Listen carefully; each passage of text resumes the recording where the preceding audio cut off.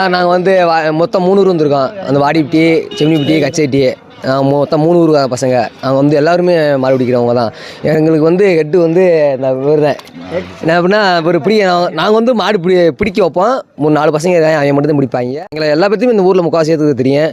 இப்போ வந்து அவ்வளோ ஒரு 6 மாடு தான் பிடிச்சோம். அதுக்கு மேலே மாடு பிடிக்க முடியல. பேஜ் டைம் வந்து கம்மியாக தான் கொடுத்தாங்க. 50 பேர் தான் விடுறாங்க. 2 மாடு 3 மாடு வந்து மாட்டுக்கு ப்ரைஸ் சாட்டிடுறாங்க. அது வந்து ரொம்ப சிரமமாக இருக்குது. நான் வந்து அடுத்து அலங்காநல்லூர் இறங்க முடியாது. நான் அடுத்து வந்து திண்டுக்கல் மாவட்டம் தான் போகணும்.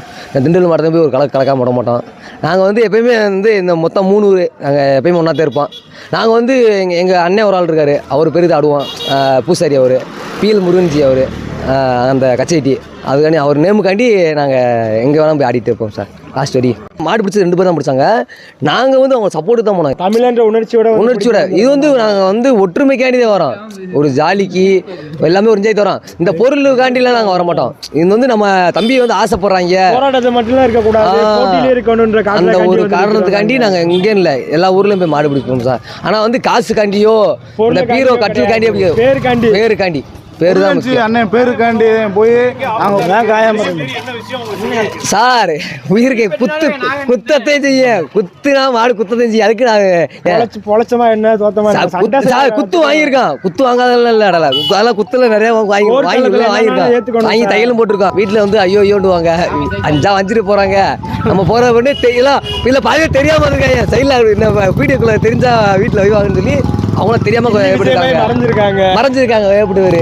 2வது வந்து கொஞ்சம் அடுத்தோட வந்து அந்த நம்பர் படி விடணும். இல்லைன்னா 100 பேராக விடணும்.